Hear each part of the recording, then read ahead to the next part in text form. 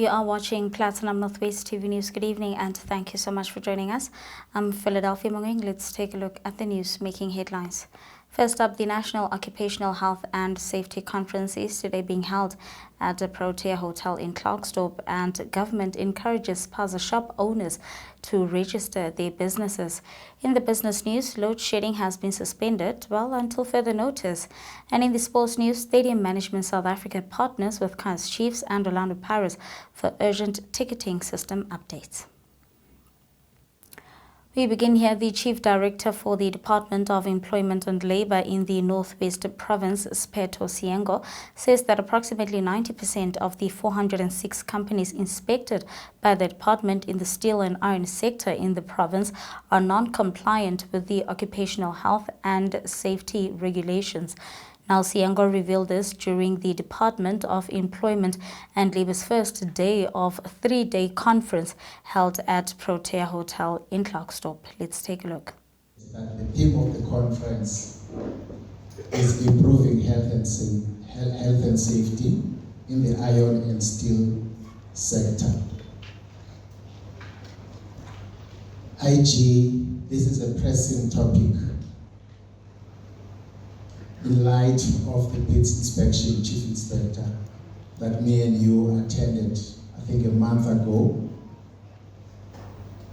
the results of those bids inspection, Honorable Deputy Minister, is that out of the 406 companies that the Northwest Province did bids inspection on, 90%, plus or minus 90% of them were non-compliant. Now, the conference is graced by the attendance of the department's Deputy Minister, Honorable Jomo Sibia, different stakeholders, that includes federations of trade union in the iron and steel sector. In more news, the Department of Cooperative Governance and Traditional Affairs in the Northwest Province has urged all these spaza shops to be registered by Friday, or they will face the full might of the law. Application forms for registration or permits to conduct businesses can be accessed physically at municipal offices or on the municipality's website. Now, the registration process takes 1 day, and business owners are advised not to wait until the last day to register. Here's COGTA spokesperson Dinao Tapelo with more.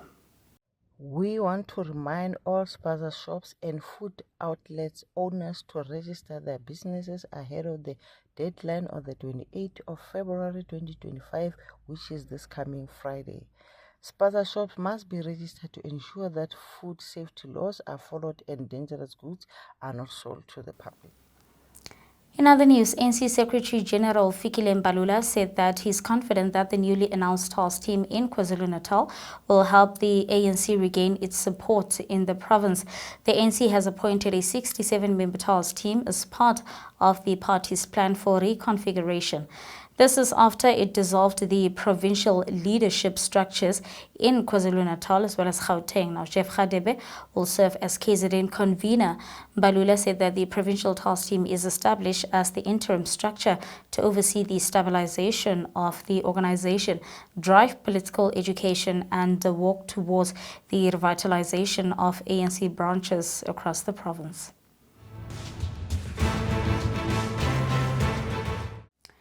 Moving on to international news now, the United States and Ukraine have reached a deal providing access to the European country's rare minerals and other natural resources. Well, this according to U.S. President Donald Trump.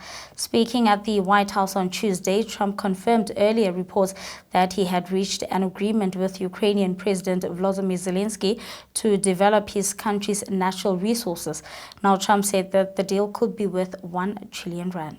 True that President Zelenskyy is coming on Friday to meet with you, and is the mineral deal sorted out? I hear that. I hear that he's coming on Friday. Certainly, it's okay with me if he'd like to, and he would like to sign it together with me, and I understand that's a big deal, very big deal. And I think the American people, even if you look at polling, they're very happy because, Biden was throwing money around like it's cotton candy, and it's a very big deal. Look, it could be $1 trillion deal, it could be whatever, but it's rare earths and other things. And look, we're spending hundreds of billions of dollars on Ukraine and Russia fighting. A war that should have never, ever happened. That's a war that would have never happened if I were president. And it didn't happen for 4 years. People say, how do we know that it didn't happen for 4 years? Would have never happened. And nevertheless, this guy went into this situation and he spent money like nobody's ever seen. $350 billion. The other thing that we don't like is that Europe has spent $100 billion. We've spent $350 billion. Europe gets their money back because they spent it in the form of a loan. And we just gave them, whether it's 300 or 350 billion, nobody really knows. They can't even tell me the answer to that. It means probably more than that. So what we're doing is now we're saying, look, we want to be secured. We want to get that money back. We're helping a country through a very, very big problem, a problem like very few people have had. Shouldn't have had this problem because it shouldn't have happened, but it did happen. So we have to straighten it out. But the American taxpayer now is going to get their money back plus. And with that, let's take a look now at the business news.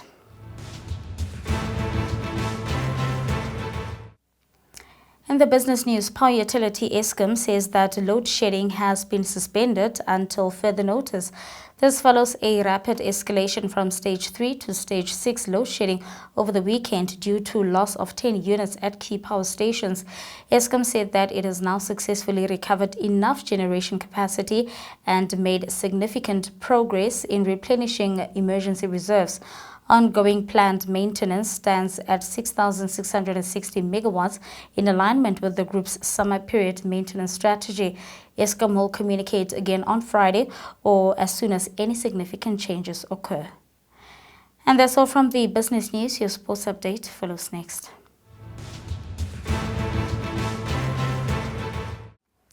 In sporting news, Stadium Management South Africa, in partnership with the Kaizer Chiefs Football Club as well as Orlando Pirates Football Club, is introducing major improvements to the ticketing systems at both FNB and Orlando Stadiums. Following last month's derby between Kaizer Chiefs and Orlando Pirates, which attracted over 100,000 fans despite a capacity crowd of 87,000, many ticket holders were denied entry due to counterfeit tickets. These improvements are intended to increase spectator safety, optimize crowd management, and facilitate access to tickets. The changes were originally due to be introduced at the end of the current football season, but will now come into effect immediately. The updated ticketing system will be overseen by the Open Tickets and will offer improved accessibility as well as increased security. Moving on to soccer news now, Banyana Banyana claimed their second successive win in international friendlies with a 2-0 victory over Lesotho yesterday afternoon at the University of Johannesburg Soweto campus after a 1-0 win over the same side on Saturday. Banyana Banyana put in a much improved performance in the second match in 3 days. Sibongile Ntwane, who scored within the first 5 minutes of the game, had this to say. Today was my first goal for playing for Banyana Banyana, and it is an exciting thing to do, obviously playing in the senior team and then be able to score, and coming from a center back, being there just to anticipate and then distract the goalkeeper from seeing the ball. It just happened that I had to score, and it was an exciting thing to do. From our first game, as much as we had training, match day -1, match day -2, we tried to create communication and be able to work with one another. And as much as we tried for the first game, it didn't work out very well like we wanted to. But from yesterday, for match day -1, we tried to work out, and then we just wanted to win. That's what we wanted. That was what the goal was from our meeting yesterday, is us to win and then score even more goals than the game before. I think us as South Africa, we are a ball-playing team.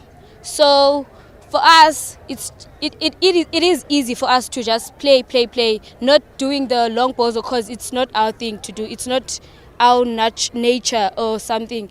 So I think it was just us having to play, open spaces for each other, play with each other, and communicate even well.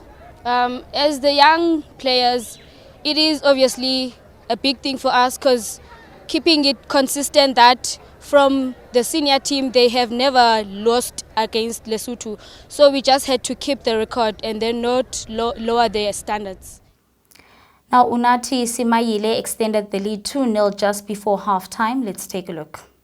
Ke ikutlwa ke thabile haholo ka goal ke korileng ke ka mohau le ka bohlale ke motlotlo ka hoba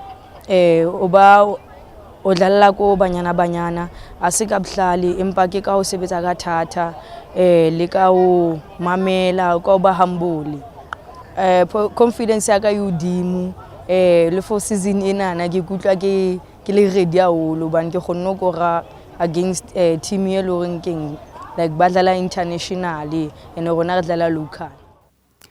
The two friendlies were a chance for Banyana Banyana's head coach Dr. Desiree Ellis to test the young players that are at her disposal. The team will then reconvene next month as Dr. Ellis continues to prepare the African champions for their title defense at the Women's Africa Cup of Nations in Morocco in July. And that's where we're going to have to leave it for tonight. Thank you so much for watching.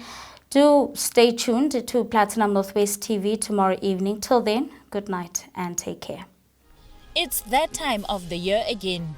Premier of the Northwest Province, Lazarus Kagiso Mokhosi, will deliver the 2025 State of the Province Address on the 27th of February at the official opening of the Northwest Provincial Legislature, led by Speaker Dr. Desbo Mohono.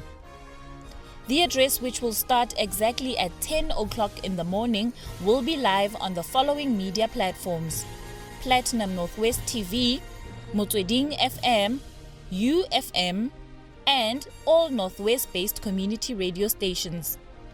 You can also follow the proceedings live on the following social media platforms: Northwest Office of the Premier Facebook page, Northwest Provincial Government YouTube channel, and the Northwest Legislature Facebook page. Don't forget to use hashtag NWSOPA2025 when chatting about the address on various social media platforms. Northwest Provincial Government. Let's grow Northwest together.